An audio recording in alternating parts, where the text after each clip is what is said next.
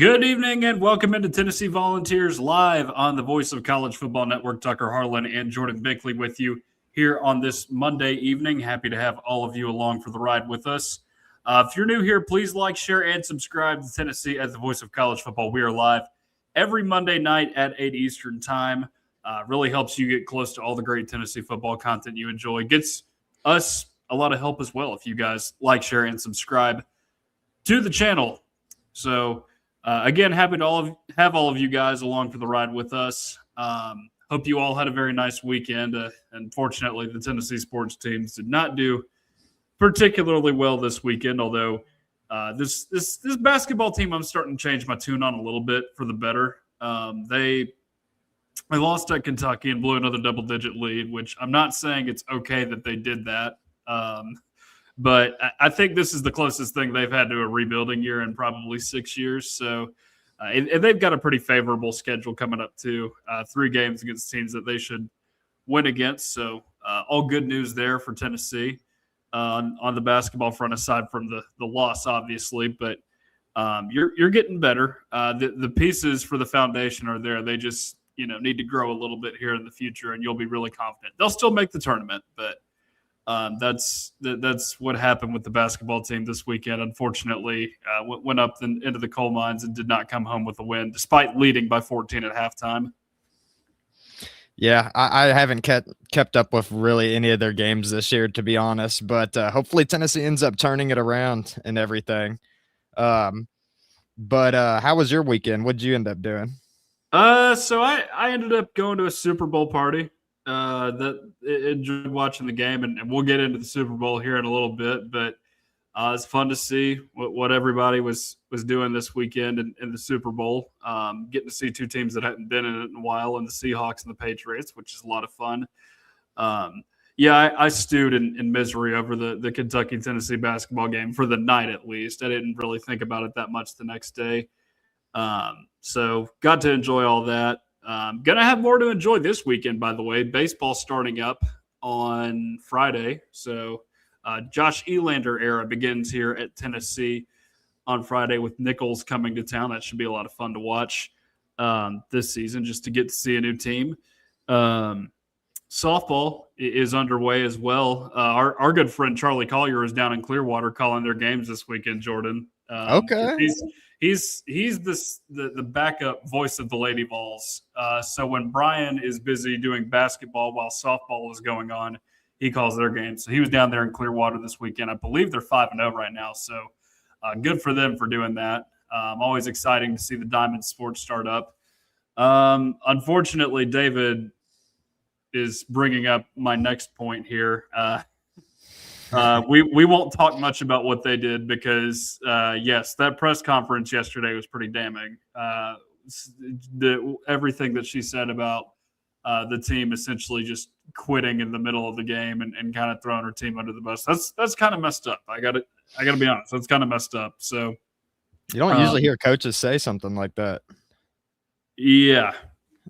I don't know why she said that, what drove her to say that. I know that, the last 2 Sundays, they've lost by 30 to UConn and by 43 to South Carolina. And that's, I think, their worst loss ever, or at least tied for worst loss ever, worst margin of defeat in program history. So obviously not something a lot of people are happy about. And I know there's been a lot of fighting from within the fan base about the issues surrounding like allocation of NIL money. Like there was a persisting theory that a lot of the baseball team's NIL money was being allocated to the women's basketball team.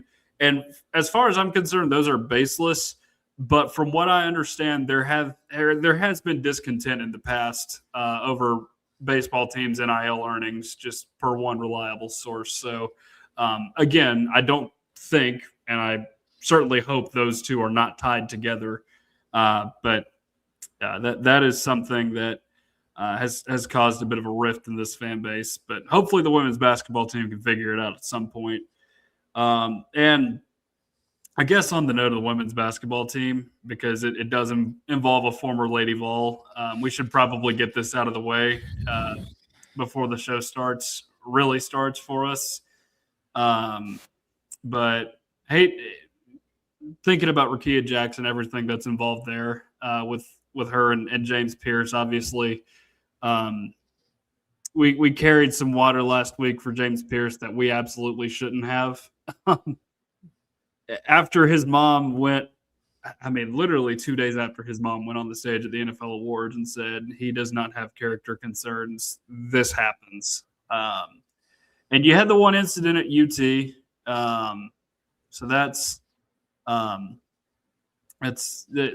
was something that happened. We didn't know it could escalate like this. So again, hate to hear that happened. We'll see if he makes it back into the NFL. Rashee Rice essentially found his way back into the NFL after doing something similar within 2 seasons. I am not at all advocating that anybody should make it back into the NFL after that happened, though. Just a horrible, horrible situation. Yeah, honestly, it's a shame that everything went down, and man, we surely jinxed ourselves with that one, talking about him literally like days before all of that ended up unfolding. But yeah, I mean, he had what I saw, he had 5 felonies. Like, he like allegedly hit a police officer with like his vehicle. He also crashed or was wrecking his Lamborghini into I guess Raquez Jackson's vehicle as well. He was getting charged with like stalking and all this other stuff, like 5 felonies, man. I mean, that's just not really a good look. And it definitely, I mean, I guess the rumors were true about the character concerns being there. And I saw a quote online somewhere. My brother brought it to my attention that, and I don't know if it's true or not because it didn't seem like it was coming from like a reputable source, but someone said that they played high school football with James Pierce and they like said that he is a crazy person along the line. That's basically what they said. But I mean, I don't know. I mean, with everything that went on, I mean, it looks like we may have been a little bit wrong about James Pierce. It's an unfortunate situation. Hopefully, Rakia Jackson can, get what she needs to out of the situation. But it's an unfortunate event, especially for such a talented football player too, that seemingly had a big career ahead of him. I mean, he was only a rookie this year and almost won Defensive Rookie of the Year. And then we have all this breakdown and, I don't know. It's not a good look, but I saw that he got released today. I think on I think it was a $20,500 bond. Did he get released? I didn't see anything. I saw a news article. It said 9 hours ago, and there was like a picture of him like walking out of what seemingly looked like jail. But I do know that bond that is confirmed for sure. I only saw the headline. I only saw the headline of him getting released, but I didn't read through the article. But it's just a sad situation. But I mean, like, hopefully the right thing's done here. I mean, sometimes you got to put sports aside and just, you got to like realize that there's people out here and these people like deal with stuff. And like, I mean, I'm sure James Pierce was dealing with stuff, but he handled it in the wrong way. And hopefully he learns his lesson from this and can, be a better person moving forward. Yeah. Again, just really, really unfortunate situation involving those two. But again, hope everything is okay for Rakia Jackson because that's really messed up that happened. But not all was bad in the NFL, as Jordan and I discussed near the beginning of the show, talking about the Super Bowl last night. Seahawks getting it done over the Patriots, 29-13. I got to be honest, I was definitely rooting for the Seahawks a little bit last night, just because it would hurt me to see the Patriots not only waltz in off of one of the easiest schedules in NFL history into a Super Bowl, but waltz in after like 3 years of not being good after a 20-year-long dynasty and suddenly winning another one. Like, that would have been so awful for so many reasons. And then also the Mike Vrabel thing too. Like, I got nothing against Mike Vrabel personally, but it would just make me feel awful as a Titans fan seeing my organization fire him and then get it done with the Patriots. So Seahawks get it done. I jokingly said during the game last night that they should have given Jason Myers the MVP. He made 5 field goals and he made a touchdown-saving tackle in that game on the special teams unit. So good game by him. Good game by Michael Dixon, too, the punter from Texas. pinning multiple punts inside the 5-yard line. And speaking of pinning punts inside the 5-yard line, Velus Jones made two extraordinary plays on special teams. I'm interested to see what happens to him after this game because, he got into the NFL and he was being used in the same capacity as he was in Tennessee as a return man. Didn't use him as much in the slot as they did at Tennessee, but they primarily used him as a return man in the NFL. And every time I'd look at him, he was just muffing punts, fumbling a kickoff, doing something like that. And as a result, he's had to bounce around a little bit because he started with the Bears and then went to the Jags and then I think the Saints. And then, of course, he's been with the Seahawks in this postseason. But maybe last night does something to help him, like establish a career as a gunner or something somewhere in the NFL, just because we've talked about this in the past with Jalen Reeves-Maybin, but there is a kind of career path that you can take in the NFL just by being a career special teamer. Not that you're going to be rolling around in 8-9 figures because of it, but you increase some longevity in the NFL if you continue to do that and not get involved on offense and defense necessarily. And I think doing that in the Super Bowl too is another good element for Velus Jones's game or career going forward.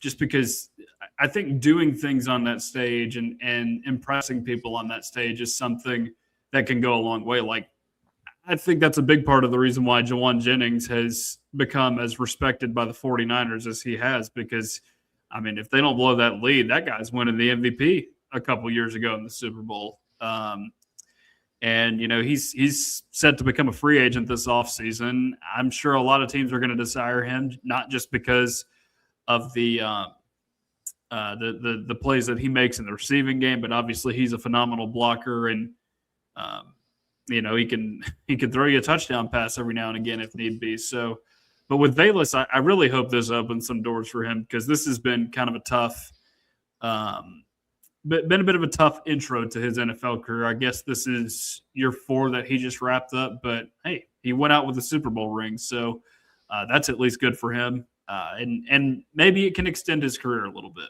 hopefully. Yeah, I mean, he didn't get the opportunities that I thought that he would when he was going into the NFL. I mean, I guess like part of that was on his fault, like muffing punts and everything like that. But I mean, like doing it on the biggest stage, I mean, it's like the most watched event in all of America year in and year out. And I'm talking about the Super Bowl, of course. And like for him to be able to make 2 pivotal plays in such a big game, and especially too, like I didn't even realize like what he did on that first down punt. Like he just touched the ball, like, but I guess his foot was back there by the 1-yard line, so they counted out there. I guess it's similar to like the kickoff rule in the NFL that I've seen some Packers players manipulate before, where you get one part of your body out of bounds and then it's like a free kick out of bounds situation. I know it's a little bit different because it's punting there, but I think it was a high IQ play by Velus Jones. And, hopefully he does get another opportunity. I feel like he's going to have a good chance. I like what you said about Jauan Jennings getting more respect after the Super Bowl a couple of years back, because yeah, he could have won MVP from that. And I mean, not that Velus Jones was going to win MVP based off of just playing special teams, but I think he does have a potential to be a great special teams player in the future, similar to Jalen Reeves-Maybin, like you said. And, like we got to see firsthand how important special teams is, because like you said, I mean, 5 field goals in the game.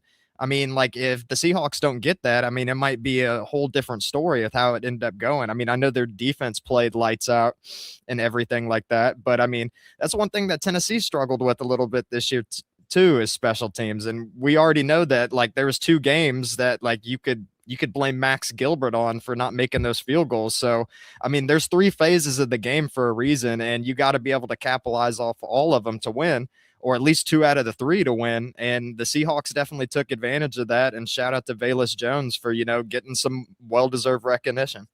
Man, I'd love to have a reliable kicker at some point come through Tennessee. I mean, who is the last just truly reliable kicker Tennessee had? Jeff Hall, maybe Fuad, James Wilhoit was pretty James. good. Well, I mean, he did miss that extra point, and he redeemed himself, which is good that he redeemed himself, but I don't think he should have had to in the first place. That's fair. Yeah. But, Tennessee's had some good special teams players at kicker, but I mean, like, not like Jeff Hall, not in a while. No.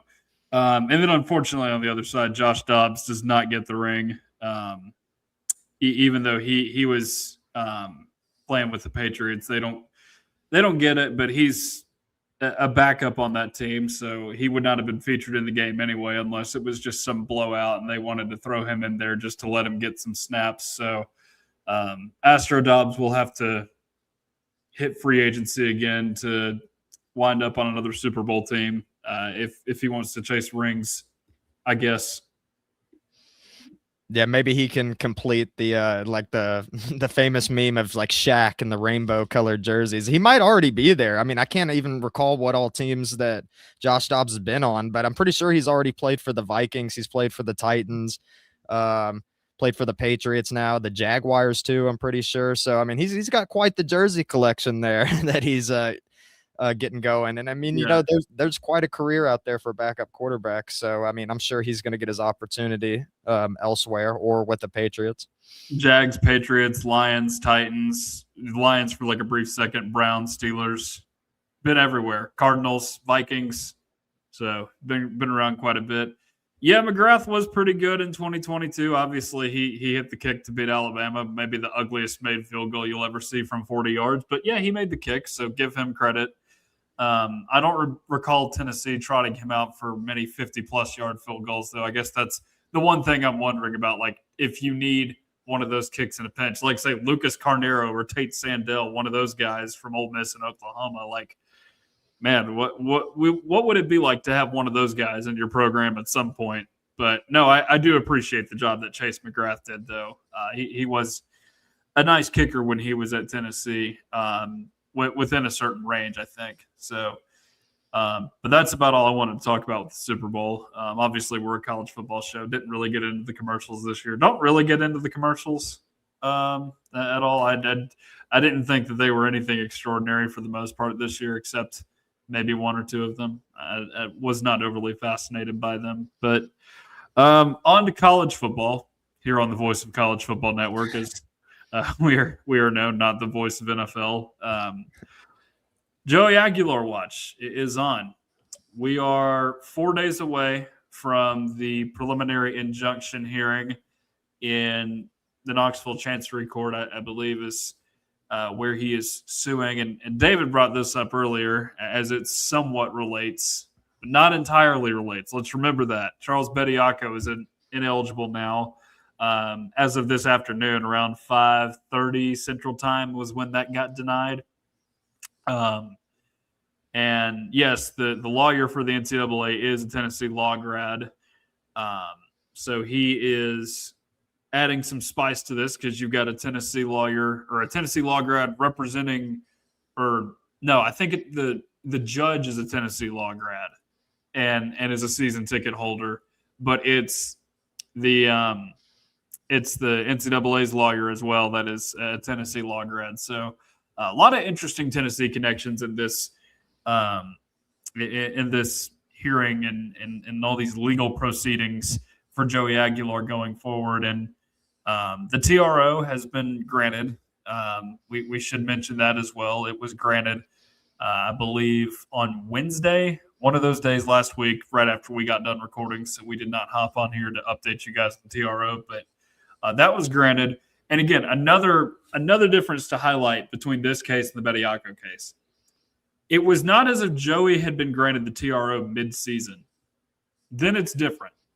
But Bediako was granted the TRO mid-season, so he got to play, 5-6 games with Alabama. But now that's been shut down. Curious to see what they do there, by the way, with Bediako.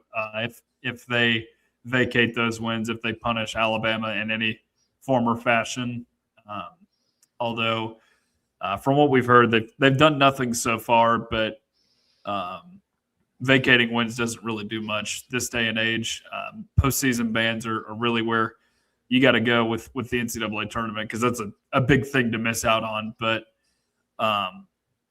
Joey's case, much different in the fact that he is not having to try and convince the NCAA to make him eligible after having played pro football somewhere. It's not like he's gone and played on an NFL practice squad and trying to come back for another season. So that is one thing that is at least going in Joey's favor. And then you can also advocate a little bit too with the COVID year being taken away at the JUCO level. Like, that's kind of messed up. A lot of us had that year taken away from us in multiple different aspects of life, just not sports, or not just sports. Like, I know, I was a senior in high school that year. Had a lot of things taken away from me during the COVID year. The entire baseball season in college was wiped out because of COVID. All kinds of crazy stuff happened that year. So I feel like there has to be some forgiveness there. And I do wonder how much they are factoring in the NFL draft decision as well, just because that's something that I feel like he needs to know the answer to pretty soon, because the NFL draft is about 2 months and 2 weeks away. Yeah, and the combine's coming up here soon, and Yeah. I don't know it. I mean, honestly, I haven't seen a situation like this, so I'm not so sure if he can compete in the combine or not, or like if he would even get invited to it. I'm not even sure. But I mean, as we talked about before, like it would definitely excel Tennessee's chances of going to playoffs next year if Joey Aguilar returns. But apparently, like the meeting that he has, which is actually taking place on Friday the 13th. I don't know if that's a bad omen or not. Yeah, it But might be. it might be, but I mean, regardless of the situation, I got a quote here from Brent Hubbs. It says that what Joey and his team are trying to do is they're trying to get an injunction on Friday. The judge does not have to rule on Friday. He can rule that day, Yeah. or he can wait and rule in the coming days or the coming weeks. So, I mean, we still might not have a resolution even after this Friday passes with Joey Aguilar. But I mean, hopefully something can get figured out here soon. I mean, not only for Tennessee, but for his case, because he needs to know where he's going in the future. But I'm not sure he's a quarterback that's going to get drafted based on his resume right now. But if he comes back for another year at Tennessee, I mean, I think we've seen some quarterbacks, have some turnarounds later in their career, like how Sam Darnold's done. Like, I don't think he's too much older than Joey Aguilar is right now. I think sometimes it takes some time for these quarterbacks to grow, and I think Joey could benefit from another year and then maybe be able to impress scouts, but we'll just have to wait and see. So some interesting points you bring up there, Jordan, talking about the fact that the judge does not have to make a decision on Friday. That's actually the same thing that happened with Charles Bediako. They didn't make a decision on Friday, so he was allowed to play in the game against Auburn. Alabama beats Auburn on the Plains, and then Monday they ruled that he's ineligible.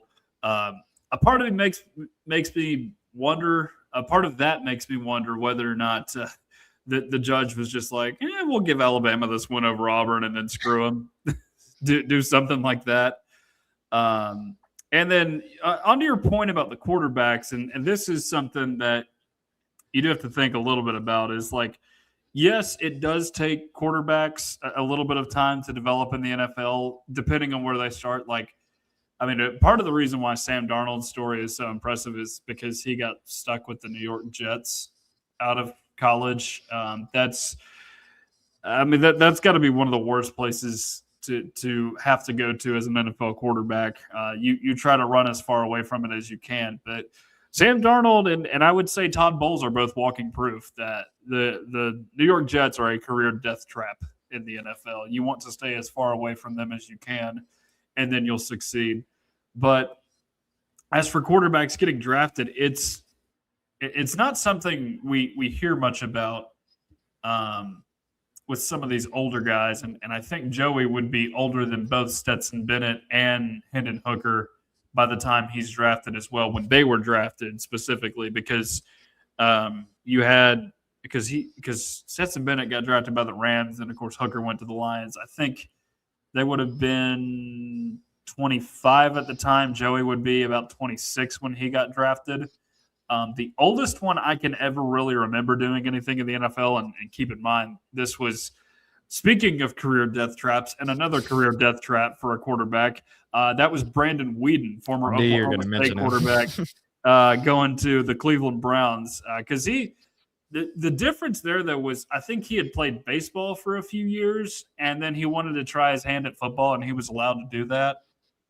But I want to say he was like 28 years old playing college football. Yeah. But that's like the rarest of rare cases right there with quarterbacks. So, and again, he did not have a long and fruitful NFL career. And I don't know if the same can be said for Joey if he tried to do that going into the draft at, 26 maybe?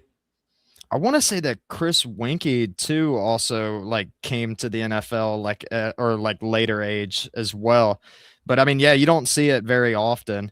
But I don't know. Like I think that the only thing that's really holding Joey Aguilar back from like being looked at by these NFL scouts is the fact that he did most of the things that he achieved at Appalachian State.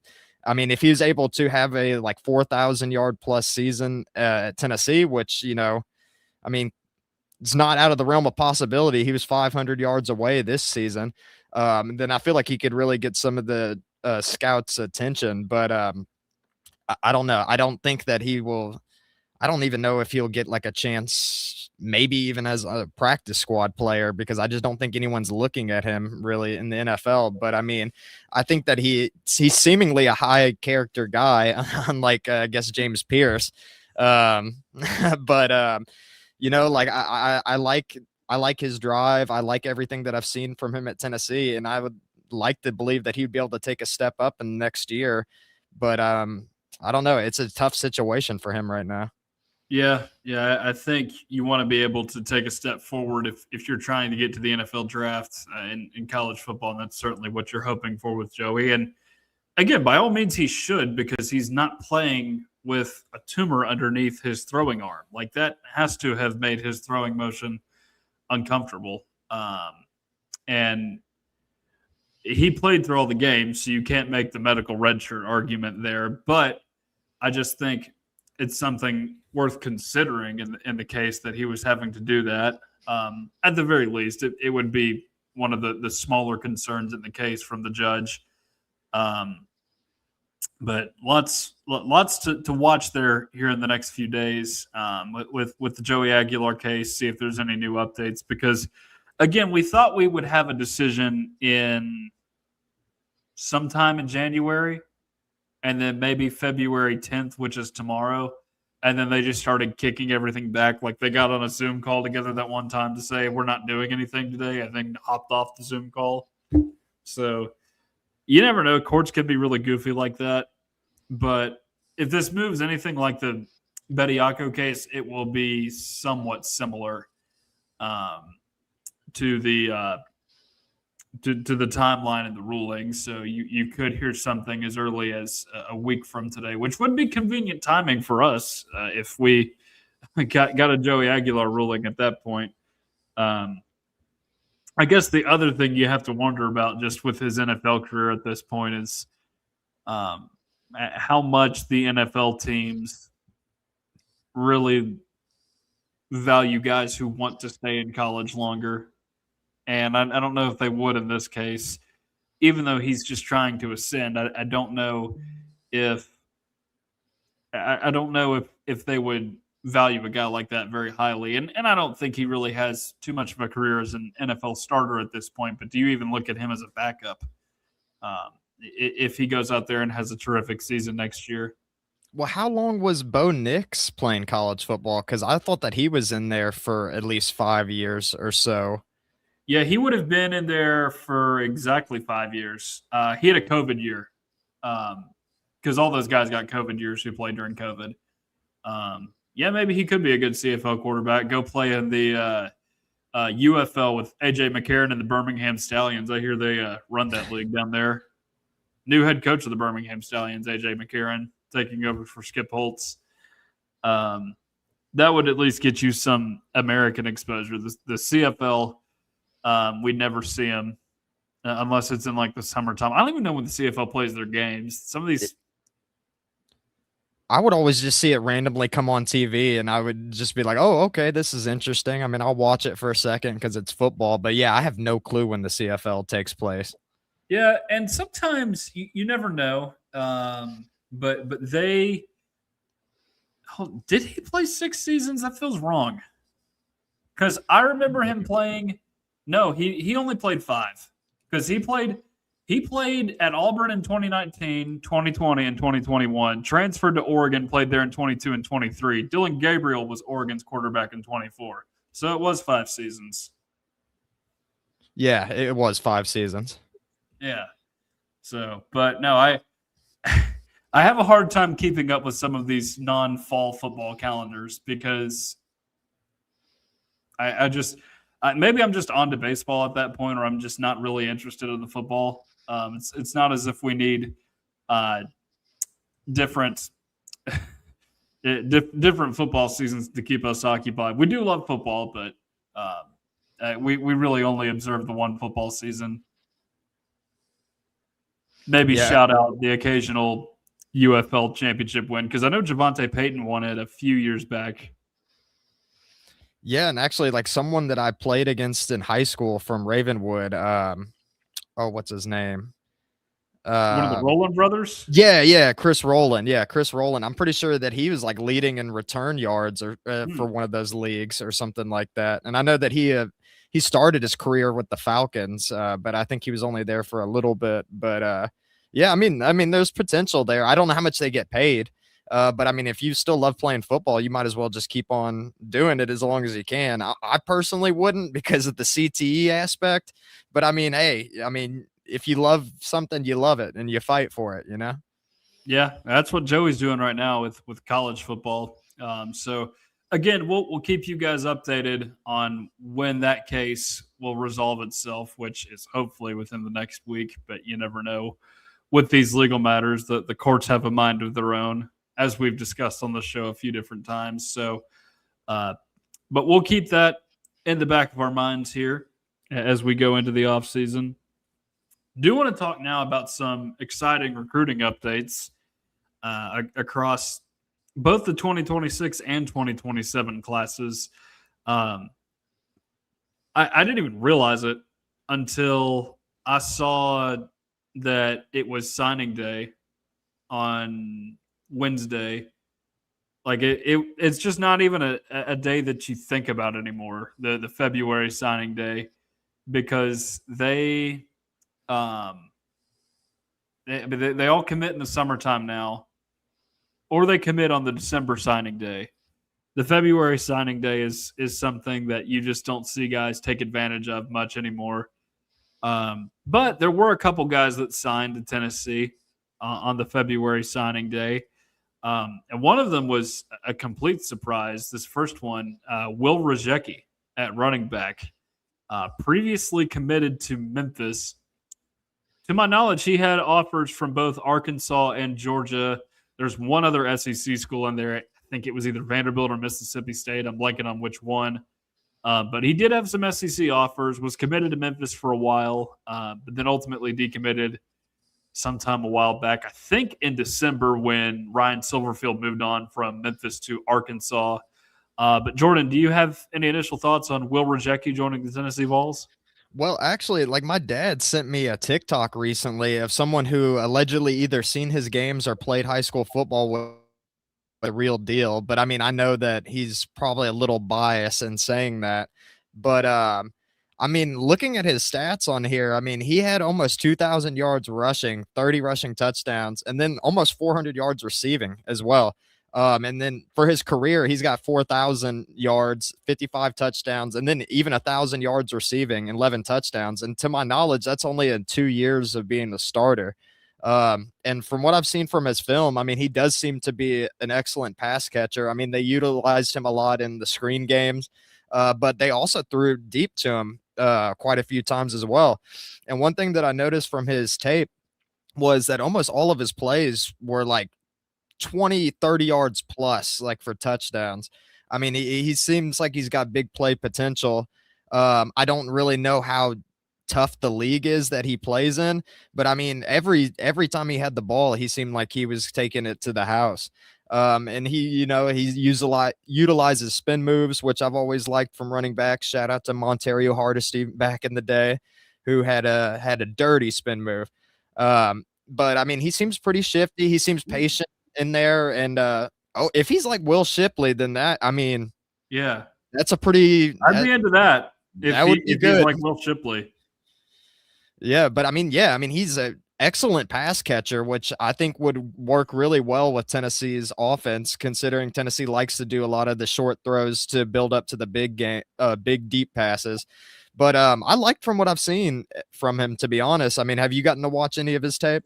Yeah, so I did get to watch it this afternoon, and yeah, he's all his plays are pretty long from what I noticed. The 20 to 30 yard plays on that highlight reel. Again, I'm with you, Jordan. I don't really know what league he was playing in down there in Georgia, so if I had a better idea of the competition he was going against, then I could make a better assumption about the kind of player he'll be in college. But again, it's Georgia high school football, so it can't be that bad of competition that he's going against if it's not stellar competition. Yeah, he does like to get involved in the screen game too. I noticed that lots of that featured in his game, and that's something that Tennessee needs a running back to help out a little bit with going into this season. And I think you've got at least one that should help you in Javin Gordon coming in via the transfer portal. And, you know, a lot of breakaway runs. I don't think his speed necessarily wowed me, but if he's that kind of guy that is just not afraid to run through contact, then by all means you take that. Here's another question that just came to mind. Who was the last fun white running back Tennessee had? Running back, I can't really think of one. I know Channing Fugate was, but he was a fullback. He was a fullback. And I've been trying to think of the answer to this all day. Like Austin Johnson was a fullback too. Johnny Majors. Yeah, that has to be it, right? I mean, that's the only guy that comes to mind to me. I mean, from the 90s all the way up till now. I mean, even in the 80s, I don't think that there was really any white running backs for Tennessee that did anything. So he played 5A Georgia football. So if it's anything like Tennessee, then yes, that is a higher classification. I don't know how many there are in Georgia. I think it's either 6 or 7. I know Tennessee is 6, so that's near the top. So obviously you like a guy that's playing against some big time competition. And again, Georgia football, you're always going to be going against some very good athletes down there in Georgia. So again, a guy that had a lot of offers coming in, and a guy that had a couple of SEC offers. I know Georgia had offered him. And Georgia, they have a white running back every now and again. Brendan Douglas and is a name that I remember from, say, 12 years ago. He played in that game where Pig Howard fumbled it across the goal line, because that was the game. That was the game where Keith Marshall got hurt for the entire season too.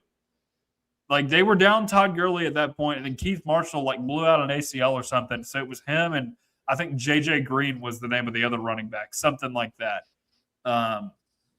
So they had him, and then Cash Jones is the other one that comes to mind with Georgia. He's there now, but I think he's a little bit of a different running back than Will Rajecki. But again, you needed a running back in this class, I guess, just with not having anybody coming to this class with Hyder not signing or committing at any point in the recruiting cycle. You needed somebody that could fill in that void, and you got that in Rajecki. We'll see how this offense uses him. And South Georgia is absolutely the SEC of high school football. You go to the south side of Atlanta, you've got some big-time prospects down there. I actually know a guy who was from, I think, McDonough, Georgia, and he went to high school with Will Anderson and Trey Dean, which is a pair of big-time prospects. Will Anderson, of course, tearing it up in the NFL right now. So you got all kinds of guys like that down there in Georgia. So, again, hope he turns out well at Tennessee. Was not expecting to see Tennessee land him, but they got him on signing day. Yeah, I mean, Tennessee didn't have a running back before him, so it's pretty good that they ended up picking him up now. And you know what, too? Like, no, I don't think anyone really expected much from Deshaun Bishop when he ended up No, committing to Tennessee. I mean, so who's to say that Rajecki can't end up having a great career at Tennessee? I mean, I've liked the same things that I've seen of him on film, and like I said, I mean, I've heard people say that he's a pretty good football player.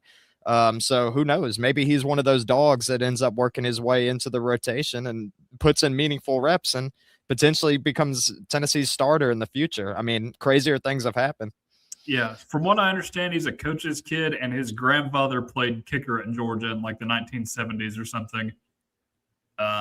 So that's another guy that you get in this class. And again, hopefully he gets really involved in this offense. And like you said, Deshaun Bishop, and another guy that came to Tennessee that didn't necessarily wow people at the SEC level until this season. So you just never know with some of these guys. One more get for Tennessee is Jeremy Georgel. He started at Webb Bell Buckles, so he was actually teammates with Joel Wyatt once upon a time, about to be teammates with him again. But of course, Webb Bell Buckle canceled its season this year, so Wyatt ended up transferring to Oakland, and Jeremy Georgel transferred to Knoxville Catholic, where he got to play with another future Tennessee teammate, Tyreek King. I actually did not see any of his Catholic film. I got to see some of his Webb Bell Buckle film, though, because that was the only thing I could find on his huddle. But Jordan, your initial thoughts on him, and by the way, I apologize. I kind of glossed over him a few weeks ago because I was like, I thought this guy was a PWO, and he's not a PWO because 247 had added him to the class. But again, Jordan, what are your initial thoughts on Jeremy Georgel? Well, I didn't see any film of him, to be honest, but I mean, like, you got to be happy with his size. I mean, 6'4", or 325. I mean, that's a pretty big body right there. I mean, I'm sure they'll whip him into shape a little bit because I don't know how, like, how athletic of a 325 that is. But I mean, speaking of athleticism, I mean, he played track in high school, throwing discus. So I would imagine that he's explosive and strong to an extent. But he was also apparently selected as a all-state for Division II AAA. But one thing I did see interesting from him on here that he's actually originally from Canada. So I wonder how long he's been playing football and if he played in Canada or not. But I mean, like I said, his size, I mean, he'd fit right in with Tennessee's offensive line, which has been seemingly ginormous ever since Josh Heupel's gotten here. Like, I feel like there's been like several people that have been around like 6'7" on like the offensive tackle position. So, I mean, Tennessee likes their guys pretty big. And hopefully he can contribute to Tennessee here in the future. But I didn't get to see in his film. So what are your thoughts about him?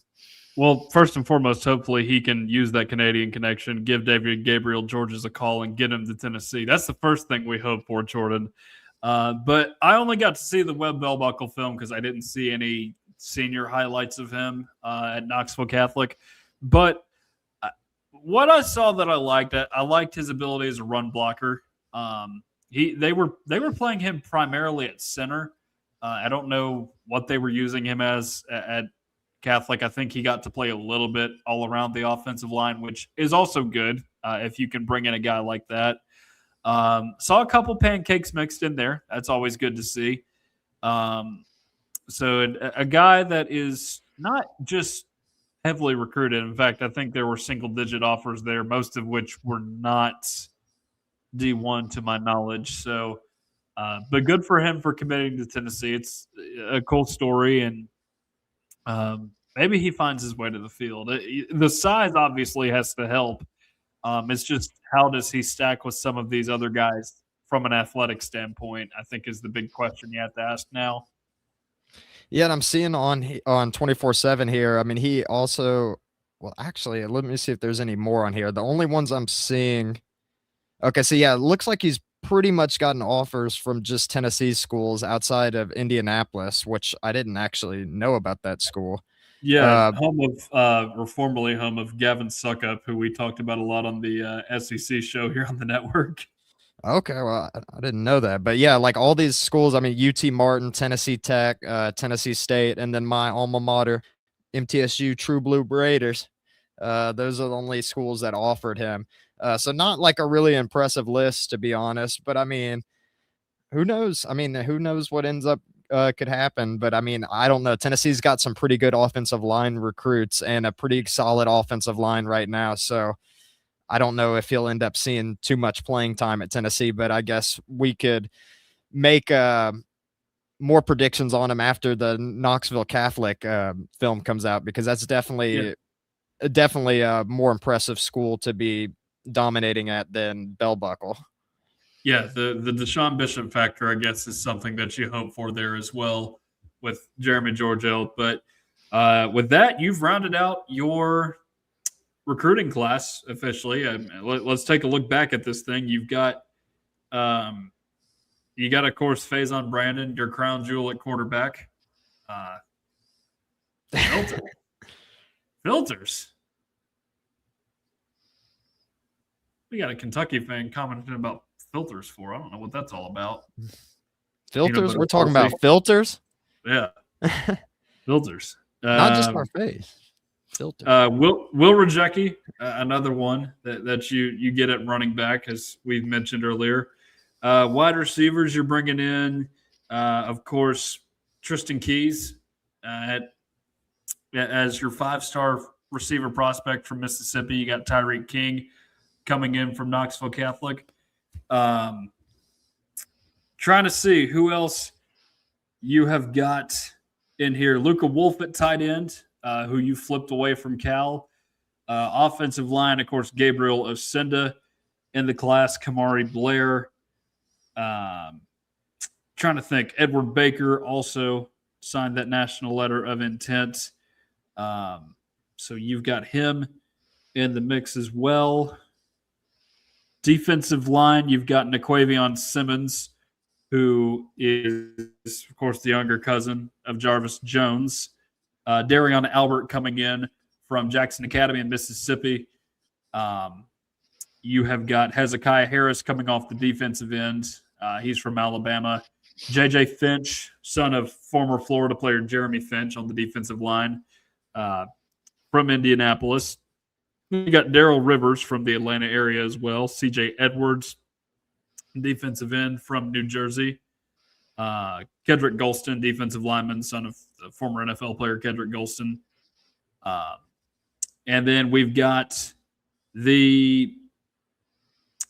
forgot about Jordan Carter almost. Jordan Carter, Zach Groves.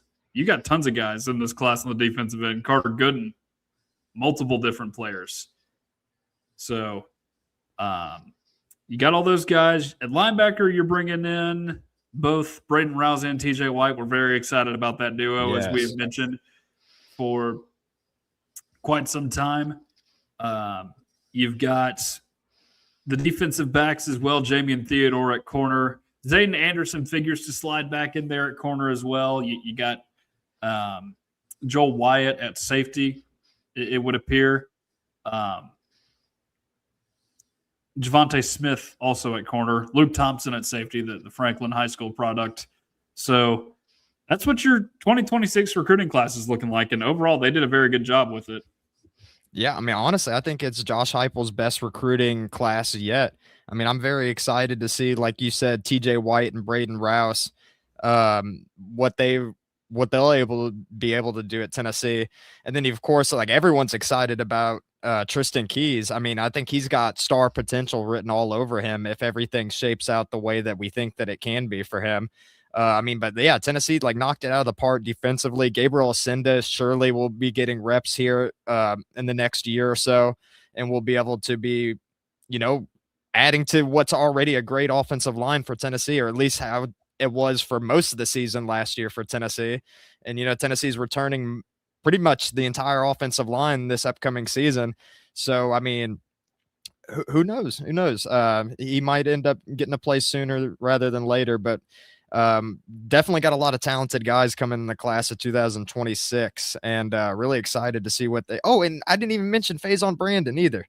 Yeah, Faison Brandon. I mean, hopefully he's going to be like the next Hendon Hooker for Tennessee. I mean, that's some pretty big shoes to fill. But I mean, 5-star quarterback coming out. I mean, hopefully he's not not like another 5-star quarterback that came to Tennessee that didn't live up to his potential, but you got to be excited about him as well. So, I mean, Tennessee knocked it out of the park this year, the class of 2026. And I'm assuming that a lot of these guys that we mentioned here tonight are going to end up doing some pretty big things while wearing orange at Tennessee. Yeah. Kentucky basketball fans are just insufferable, just hiding in our comments. I had to pull the Peloton instructor on that one. They went a little too far there, calling me striking you a weird facial hair feature. Not very nice. I took it as a compliment. Well, it's nice for you. I don't look like a cartoon character. Come on. Couple more things before we get out of here on the recruiting front. Couple more updates that we've gotten within, I guess, the last 48-ish hours. Number one, and we've talked about this guy last week, actually, Maxwell Hiller. He listed Tennessee in his top 4 schools, along with, I believe, Alabama, Florida, and Ohio State. Has a visit set for sometime in June. That is, again, the 5-star interior offensive lineman.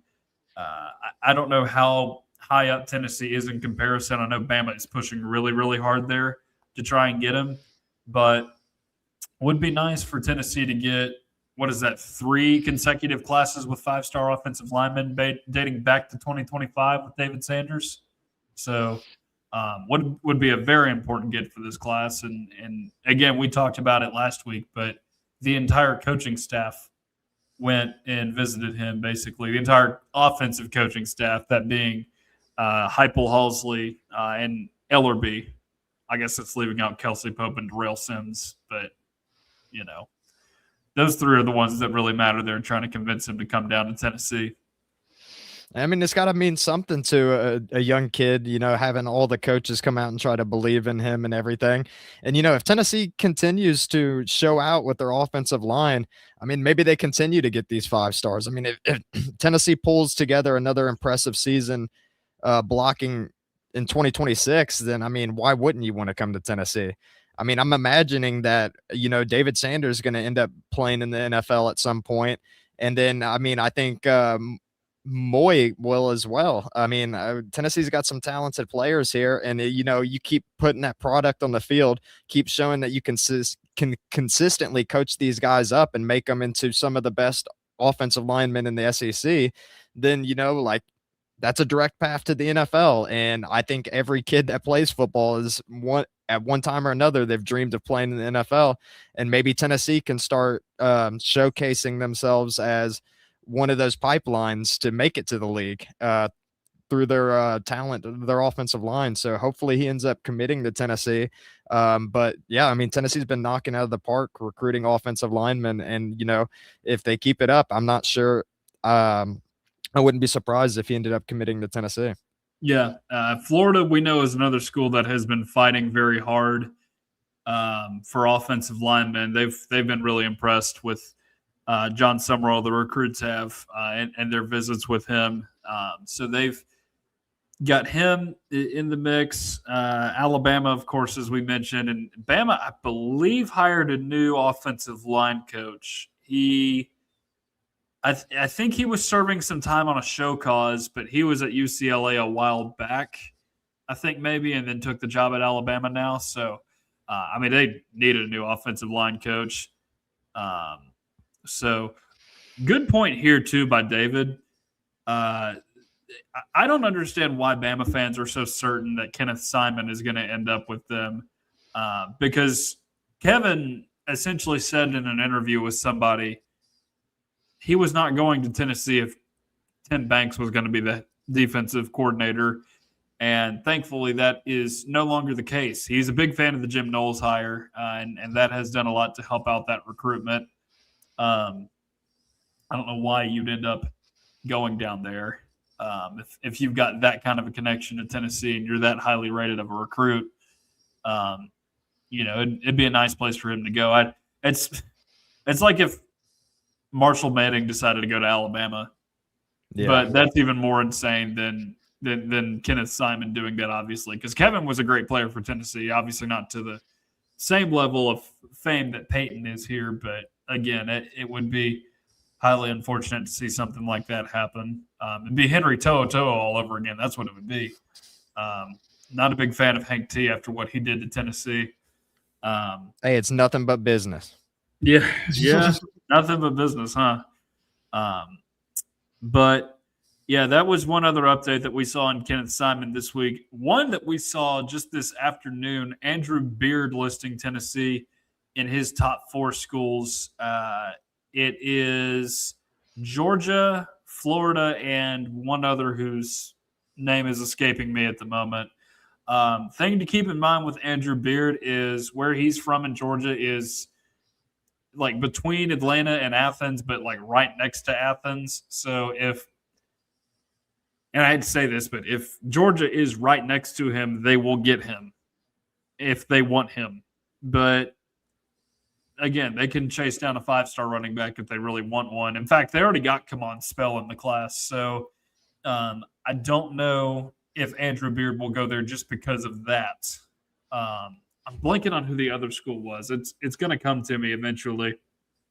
Maybe I can just Google it and figure it out quicker that way. We have technology. We shouldn't have to worry about these things. He is down to Clemson as well. So interesting because we kind of mentioned Clemson with the whole Will Shipley comp to Rajecki. I don't know what kind of what kind of pull Clemson still has in the recruiting world now. Just because it kind of feels like something that has died down a little bit with the Dabo Swinney era, if the Dabo Swinney era will even exist for a few more years at this point. So, but it sounds like he really likes Tennessee. He really likes Florida too, from what we understand in the recruitment process. I mean, it would be a big get for Tennessee for sure. I mean, I'm seeing here on 24/7 that he's the number 4 running back in the class of 2027. And who was the last top 5 running back that Tennessee's been able to get coming out of high school? Because I feel like it would have had to been like Jalen Hurd, right? Like he's got to be like the most highly rated recruit that Tennessee's gotten in like the past 20 years or so at the running back position. I mean, that's not something you see Tennessee usually get, like a 5-star or like a top 5 running back, but doesn't mean that Tennessee hasn't been able to do big things with the players that they have gotten. Like, I mean, Tennessee basically has a running back go to the NFL almost every single year, or at least at one point their starter ends up making it to the league. Or you got like a couple of those guys on the roster, like how you did with Jalen Wright, Jabari Small, and Dylan Sampson all playing on the team together at one point. So regardless if Tennessee gets Andrew Beard or not, I mean, Tennessee has a long history of having good running backs, and I imagine that to continue regardless of their star rating. Yeah. David brings up something here. Beard commits to Tennessee. Kiss DGG goodbye. I don't know if – I wonder how much that is a factor in some of these guys' minds, like where he ends up committing. Again, there is another school to the north that I think is tracking for him, regardless of what Andrew Beard decides to do.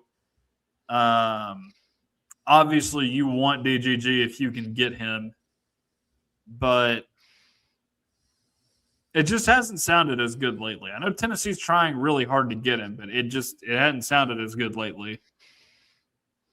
Well, yeah, and then I mean, I've mentioned it before. I think I mentioned it last week on the podcast. I mean, it seems like Ohio State gets whatever they want, and whenever Tennessee has a recruit that's on the fence on whether or not they want to go to Tennessee or Ohio State, every single time they choose Ohio State. So I don't know if he'll end up being a volunteer, honestly. I mean, so maybe Tennessee should go harder on Andrew Beard because, I mean, Ohio State, they just always win. They always win the recruiting battle. It's frustrating sometimes, but we know that he is coming in on a visit too, Andrew Beard. One of those weekends. It's either the 12th or the 19th. I think it's the 19th after those visits to the other schools that he's coming to Tennessee for his official visit.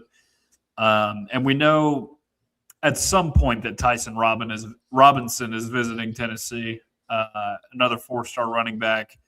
I don't have the information on when that date is, but we do know both of those guys are prospects that are at the very least eyeing Tennessee as well as David Gabriel Georges. Yeah, I mean, it would especially suck too, considering that he is a Tennessee product that is playing high school football in Tennessee as we speak, and you always hate to lose those guys that end up coming from the state that they are end up coming from Tennessee. I mean, you hope that you always have a leg up in those competitions, but as we've seen before, that's not always the case. There's been quite a few good players to come out of the state of Tennessee that did not end up playing for the Vols. Like Jalen Ramsey comes to mind. And then, I mean, there's quite a few other guys too. I just found out yesterday that Kenneth Walker was actually from Arlington, Tennessee. Golden Tate. Yeah, I don't know if he was a 5-star or not, but he ended up going to Notre Dame. JP2. Corn Elder's another one within the last 15 years. Ugo Amadi. Yeah. Oh, man, nearly forgot about Ugo Amadi. But, yes, that's another one. So, but, again, part of it you have to think about with some of these guys that have gone out of state is that think about who is manning the controls in those years at Tennessee. You had a lot of incompetent people in charge. Josh Heupel is more than competent as a head coach. I mean, once he gets that game management thing down, what will really be cooking. But you look like a competent football program for the first time in a long time. So, but that's what we have on recruiting info this week. Again, we'll continue to update that as we go into the offseason. We're, what would you say, probably 4 months away from pretty significant recruiting commitments, multiple of them in bunches, just because you're going to have probably a couple more here in the next few months, but it won't multiply the way it does in, say, June, July, and August. Yeah, I know closer to the summer, that's when it seemed like Tennessee was getting a lot of their guys that they ended up signing in this class. Like, I want to say that, like, or at least around the time the season started, I think that's like when Braden Rouse and like TJ White around that time is when they decided to come to Tennessee. And then you got people that wait later on, like Tristan Keys, that end up flipping and everything like that. But yeah, we're surely going to have some more recruiting news in the span of the next few months. It just might be closer to the 4-month mark than it would be like next month or 2 months from now. Yeah. Well, I think we covered everything that we needed to tonight. Jordan, did we miss anything? Yeah, because, we jinxed the James Pierce situation. I wanted to apologize before because for some reason, I thought that Jason Witten was going to the NFL Hall of Fame, and apparently that's not the case. Like, I guess I misread things, but the NFL honors like ended up only like selecting like 6 or so players or something, right? Or did I get it right? Maybe he made the ballot. I don't know. Hold on. This is going to kill me. Because what I saw before, it seemed like he was going to the Hall of Fame, but then they started announcing Adam Vinatieri and then all those other guys, and it didn't sound like Jason Witten was going in. He was not elected, but this is the first year he was eligible for it. He appeared on the ballot, though. Yeah, so I got that one wrong. That's my bad. I thought that Jason Witten was going to the Hall of Fame, but I guess you got to wait until the NFL honors to really know. Happens, man. Happens to the best of us. Well, that's going to do it for us tonight here on Tennessee Volunteers Live. Again, we appreciate all of you guys for joining us tonight. If you're new to the channel, please like, share, and subscribe to Tennessee at the Voice of College Football on YouTube. We, again, are live every Monday night at 8 Eastern Time. Really helps us out if you subscribe. Really helps you get close to all the great Tennessee football content that you enjoy. For Jordan Binkley, I am Tucker Harlan. We will talk to you a week from today. College football is even more exciting when you've got some action on the line, and the games are even better when you're cashing in. And the Voice of College Football is the place to be to get the greatest value. Start with my picks. 75% against the money line, 58% against the spread, and I've got a 40-plus year track record. 11-0 in the college football playoff for me last year against the money line, 8-3 against the spread. And I'm just the warm-up act. Steve Merrill of Wager Talk is our ace in the hole, show stopper. 7 years with the voice of college football, over 30 years in the industry. Steve gives us analysis on all the big games, but you can't miss Steve's weekly under-the-radar pick. 28-12 against the spread the last 3 years. You also get picks from some of our top analysts here at the Voice of College Football, including Corey Bratta, Matt Zemek, and Steve Dace. Check out those numbers. Become a YouTube or Patreon member for just $99 per month. Go to the main channel on YouTube, click join, and then select the betting tier. Do the same thing on Patreon. Make 2025 a winner now.